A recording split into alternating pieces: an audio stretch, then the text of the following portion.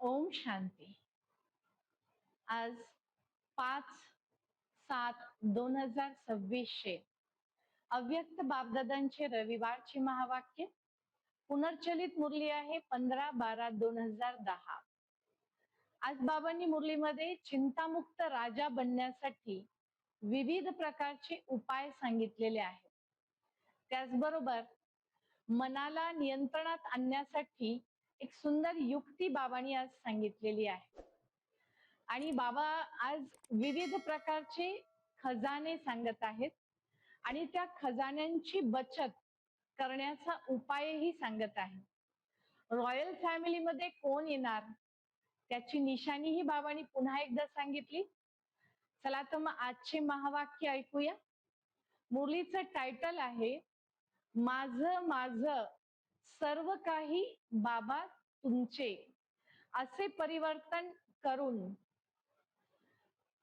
बेफिकर बादशाह बना. सेकंद मध्ये व्यर्थास बिंदी लावण्याचे अभ्यासी बनून प्रत्येक विचार व वेळ यास सफल करा. आज बापदादा सर्व ठिकाणी असलेल्या चिंतामुक्त राजा मुलांना पाहत आहेत. बेफिकर बादशाह मुलांना भेटत आहे. कारण आताच अर्थात संगम युगावरच बाबा सर्व मुलांची चिंता घेण्यासाठी आलेले आहेत. तुम्ही सर्व सकाळी उठता क्षणी चिंतामुक्त स्थितीमध्ये राहता का? त्या स्थितीत राहून कर्म करता का? असं बाबांनी प्रश्न विचारलेला आहे. खाता पिता कर्म करताना चिंतामुक्त आहात का? कारण तुम्ही बाबांना चिंता देऊन फकूर अर्थात नशा उत्साह बाबाकडून घेता. मग जे नशेमध्ये राहतात निश्चय बुद्धी आहेत त्यांना चिंता कोणत्या गोष्टीची? जेव्हा नशा किंवा निश्चय कमी होतो तेव्हा चिंता उत्पन्न होते. चिंता जर आली तर बाबा म्हणतात तुम्ही डोक्यावरती ओझ घेतलेलं आहे, टोपले उचललेले आहेत. बाबा म्हणतात एकीकडे जेव्हा मुले चिंतामुक्त आहेत तेव्हा आत्मा चमकते, मस्तक चमकते. बाबा म्हणतात तुम्हाला जर नशा असेल तर तुमचा चेहरा तुमचं मस्तक चमकत राहील, खुशी आनंद राहील. आणि जर चिंता आली तर ओझ्याचे टोपले डोक्यावरती येतील. मग सांगा लाईट चमकणारी लाईट छान की ओझ्याचे टोपले छान? कोणतं योग्य, कोणतं आपल्याला योग्य वाटतं, आवडतं? असा प्रश्न बाबांनी विचारलेला आहे. जेव्हा आपण चिंतामुक्त राहू, नशेमध्ये राहू तेव्हा दुसरे पण तुम्हाला प्रेम करतील असं बाबांनी सांगितलं. तुम्हाला पाहून त्यांना आपोआपच आकर्षण होईल. म्हणून बाबा या चिंतामुक्त स्थितीमध्ये टिकण्याची मत मुलांना देत आहे. बाबा म्हणतात बघा भक्तीमध्ये सुद्धा तुमचंच गायन आहे, निशाणी आहे. दुहेरी मुकुट देवांना दाखवतात. भक्त जेव्हा मूर्ती बनवतात, फोटोची पूजा करतात तेव्हा दुहेरी मुकुट देवांना दाखवलेला आहे. एक आहे सोन्याचा हिऱ्याचा ताज मुकुट आणि दुसरा आहे पवित्रतेचा प्रकाशमय ताज. तर ते चिंतामुक्त स्थितीमुळे हलकी अवस्था असल्यामुळे तो मुकुट दाखवलेला आहे. तर बाबा म्हणतात एक प्रकाशाचा ताज मुकुट आणि दुसरा विकारांना जिंकण्याचा राजापणाचा मुकुट आहे. पुढे बाबांनी सांगितलं की नेहमी मोजमध्ये खुशीमध्ये राहायचं असेल तर या ज्या हदच्या स्थूल गोष्टी आहेत ज्यामध्ये मीपणा येतो तर तो सर्व बाबांना देऊन टाका. तो मी पणा जर बाबांना दिला तर नेहमी आनंदामध्ये राहाल. माझं सर्व शिवबाबा तुझं, असं ज्या क्षणाला आपण म्हणू तेव्हा आपण चिंतामुक्त होऊ. पुढे बाबा सांगतात, कधी आपल्या संस्कारामुळे आपल्याला चिंता होते, तेव्हा जेव्हा आपल्याला आपल्याच संस्कारामुळे चिंता होते, त्याच वेळेला माझं माझं बाबा सर्व काही तुझं, असं आपल्याला म्हणायचंय, संस्कार टाकायचा आहे. कारण बाबा चिंता घेण्यासाठीच आलेले आहेत. बाबांची मुले सुद्धा मध्ये मध्ये नशा विसरून जातात, म्हणून चिंतेच्या अधीन होतात. आणखीन पुढे त्या बाबांनी मुरलीमध्ये सांगितलं की वर्तमान वेळेनुसार बाबा सांगतात की कधीही काहीही होऊ शकते. त्यामुळे एक एक सेकंदावरती लक्ष द्यायचं आहे. लक्ष हे ठेवायचं आहे, अटेन्शन द्यायचं आहे की एका सेकंदात मला फुलस्टॉप लावता येतो का, एका सेकंदात व्यर्थ समाप्त होते का, माझा असा अभ्यास आहे की नाही, स्वतःवरती आपल्याला सूक्ष्म चेकिंग करायची आहे. बाबा म्हणले बिंदी लावायचा असतो, फुलस्टॉप द्यायचा असतो, पण कित्येकदा प्रश्नचिन्ह उद्भवतो. का, कधी, कशामुळे, कुणामुळे? तर या प्रश्नचिन्हांमुळे व्यर्थामध्ये बुद्धी जाते. बाबा म्हणले आतापासून असा अभ्यास करा की एक सेकंदात फुलस्टॉप लागतो का, व्यर्थ समाप्त होते का. जर अशी अवस्था असेल तर बाप समान बनणे सहज आहे. श्रीमताच्या हातामध्ये हात देऊन चालायचा आहे. म्हणून अटेन्शन, ध्यान द्यायचं आहे, लक्ष ठेवायचं आहे. बाबा म्हणतात दोन गोष्टीवर लक्ष द्या, विचार आणि वेळ. विचार हा सुद्धा खजिना आहे आणि वेळ सुद्धा खजिना आहे.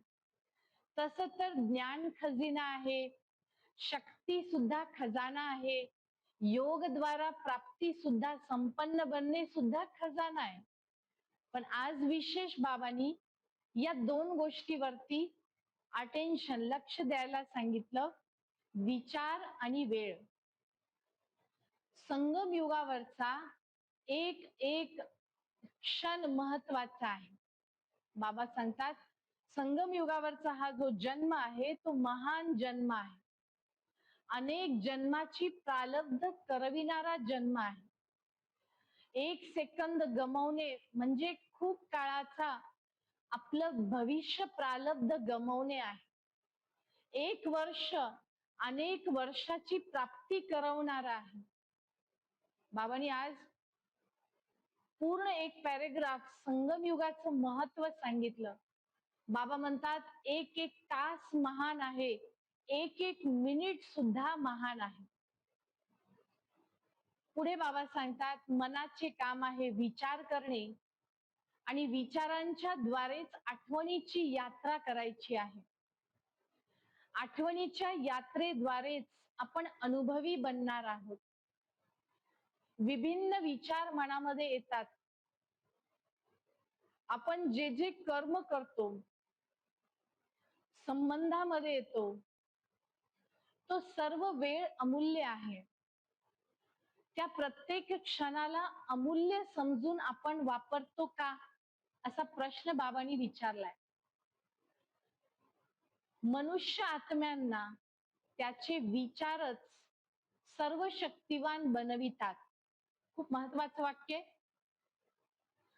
बाबा म्हणतात तुम्ही सर्व मुलं माझ्या अंतःकरणावर बसलेले आहात. मनात बसलेल्या मुलांना आता व्यर्थाचे खाते समाप्त करायचे आहे. जेव्हा व्यर्थाचं खातं समाप्त करू, वेळेला सफल करू, तेव्हा सफलता मुहूर्त बनू. सफल करणे म्हणजेच स्वतःच जीवन सफल बनविणे आहे.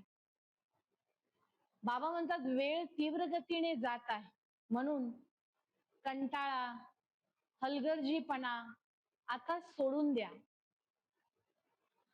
काही जण तर आठवणीमध्ये सुद्धा कंटाळा करतात.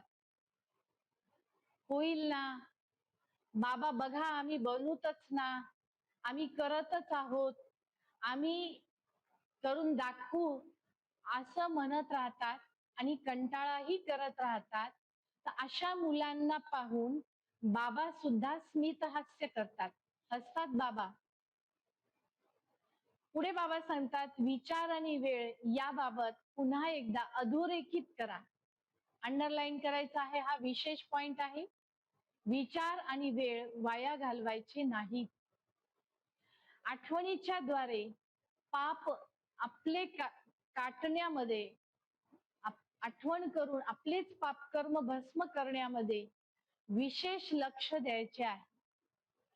कारण जर विकर्म संपवले तरच आपण बाबांच्या सोबत सोबत जाणार आहोत. जर काही पापकर्म राहिले, विकर्म संपवता नाही आले, तर बाबा म्हणतात मागून जावं लागेल, सोबत जाता येणार नाही. बाबांवर जर प्रेम आहे तर बाबा जे म्हणतात ते ऐका ना, असं बाबांनी विनंती केलेली आहे. पुढे बाबा सांगतात रॉयल परिवारामध्ये अर्थात राजघराण्यामध्ये येण्याची निशाणी काय आहे. मागील मुरलीमध्ये पण बाबांनी रविवारच्या मुरलीमध्ये सांगितलं होतं, आजही पुन्हा सांगितलं की राजघराण्यात तेच येऊ शकतील जे ज्ञानात आलेल्या क्षणापासून बाबाच्या मनावर, अंतःकरणावर, दिल तख्तवर बसण्याचे अधिकारी आणि अभ्यासी असतील. जर देहभानाच्या मातीमध्ये पुन्हा पुन्हा पाय ठेवत असतील तर ते राजघराण्यात रॉयल फॅमिलीत येऊ शकणार नाहीत. म्हणून बाबांनी सांगितलं की बाबांनी प्रेमाच्या विषयात सर्वांना पास केलेला आहे, पण आता बाकीच्या सर्व विषयात आपल्याला पास व्हायचं आहे. अति उशीर झालेला आहे, टू लेटचा बोर्ड.